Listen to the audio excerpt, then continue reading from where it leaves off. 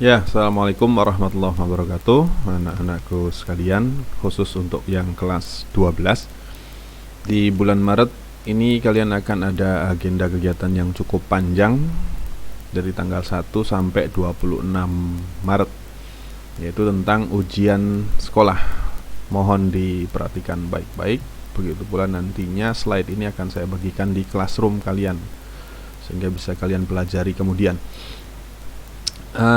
Berdasarkan surat edaran dan pos US tahun pelajaran 2020-2021, anak-anak, di sana tertera bahwa ujian sekolah akan berbentuk portofolio, penugasan, dan tes secara luring atau daring, dan atau bentuk kegiatan penilaian lainnya. Sehingga SMA 5 akan melakukan pelaksanaan ujiannya dalam bentuk portofolio, penugasan, dan ujian tulis. Anak-anak, agendanya kira-kira demikian. Penugasan akan dimulai tanggal 1 sampai 7 Maret oleh guru mapelmu masing-masing. Kemudian portofolio teragendakan mulai tanggal 3 sampai 10 Maret.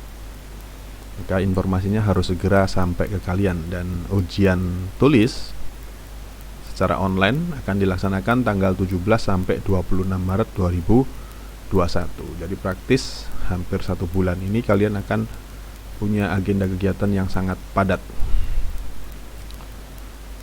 Ini jadwal ujian tulisnya, anak-anak. Setiap hari 2 mata pelajaran, mulai hari Rabu 17 Maret hingga hari Jumat 26 Maret 2021. Nilai US-mu terdiri dari 3 nilai nantinya. Ada portofolio yang punya bobot 30%, penugasan 30%, dan ujian tulis 40%.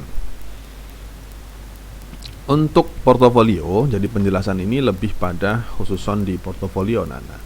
Tidak semua mapel harus kalian buat portofolio, tapi bentuknya nanti kolaboratif antar beberapa mapel dan sudah dikelompokkan. Jadi 4 kelompok ini nanti akan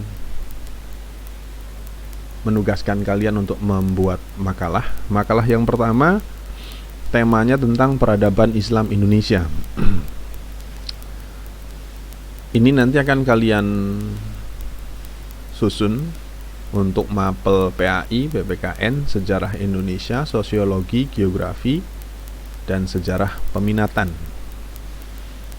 Kalau program IPS, tapi untuk program IPA maka hanya untuk PAI, PKN, dan sejarah Indonesia. Kemudian makalah yang kedua, tentang perkembangan teori atom. Ini untuk mapel fisika, kimia, matematik, dan matematika peminatan. Ini khususon untuk program MIPA saja. Jadi MIPA nanti akan ada 4 makalah dan IPS cuma ada 3 makalah. Makalah yang ketiga tentang budidaya tanaman hias, temanya itu. Nanti untuk mapel PKWU, biologi, ekonomi, matematika, dan bahasa Indonesia. Jadi untuk makalah yang ketiga ini mapel IPS ini, program IPS-nya. Tapi untuk program IPA maka dia hanya 3 mapel, PKWU, biologi, dan bahasa Indonesia. Jadi 1 makalah ini untuk beberapa mapel. Kemudian makalah yang terakhir temanya menganalisis lagunya Mas Maher Zain. Pilih salah satu. Nanti petunjuk teknisnya, detailnya akan ada di slide berikutnya. Ini untuk mapel seni budaya, bahasa Sunda, bahasa Arab, bahasa Inggris, dan sastra Inggris.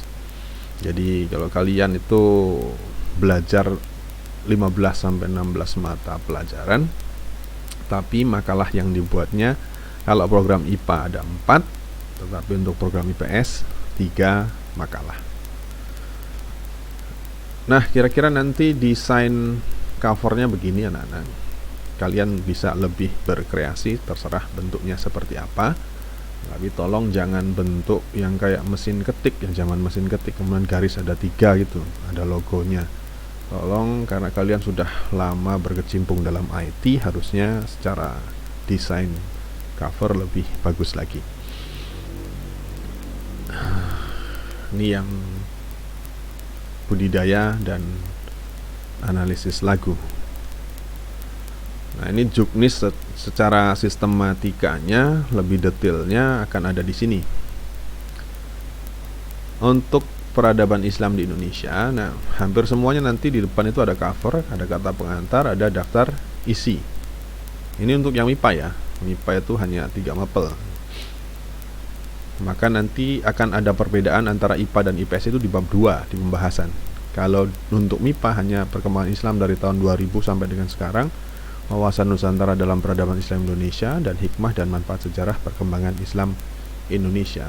Tapi untuk yang program IPS, pembahasannya di bab 2 akan lebih detail lagi, di mana nanti ada peta perkembangan Islam Indonesia, ada letak geografis daerah perkembangan Islam Indonesia, struktur sosial peradaban masyarakat Islam Indonesia, dan lain-lainnya.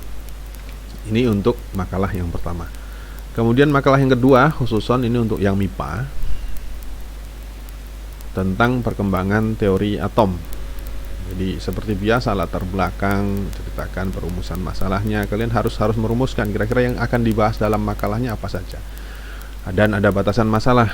Kalian harus membatasi fokusnya akan membahas tentang apa. Dan kalian harus bisa menjelaskan kira-kira makalahmu ini tujuannya untuk apa dan akan ada manfaatnya apa enggak. Dalam pembahasannya di bab 2 ada 3 subbab. 2.1 sejarah perkembangan teori atom. Kalian cari literaturnya, banyak.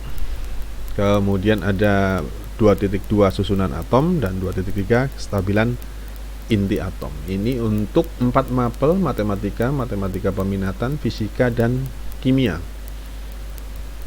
Kemudian makalah yang berikutnya, makalah 3 untuk budidaya tanaman hias, biologi, PKWU, ekonomi, matematika, dan bahasa Indonesia untuk yang IPS. Kalau yang MIPA-nya berarti hanya biologi, PKWU, dan bahasa Indonesia. Sistematikanya seperti ini, nanti kalian bisa baca. Dan yang terakhir, makalah keempat ada analisis lagunya Maher Zain. Sistematikanya seperti ini, anak-anak. Saya nggak paham, tetapi di bab 2 ini untuk detailnya nanti kalian bisa tanyakan ke guru mapelnya, yaitu guru seni, bahasa Sunda, bahasa Inggris, sastra Inggris, dan sastra Arab. Teknis pengumpulan tugas portofolio, nah, perlu kalian pahami bahwa tugas makalah ini bersifat individu. Jadi masing-masing dari kalian untuk yang MIPA akan membuat 4 makalah, dan untuk yang IPS akan membuat 3 makalah. Dikumpulkannya dalam bentuk file, tidak dicetak, nggak dijilid ya, PDF atau doc atau Microsoft Word. Pengumpulan nanti dilakukan melalui classroom pada topik mapel masing-masing berdasarkan karakter makalahnya. Nah, ini yang sedikit membingungkan.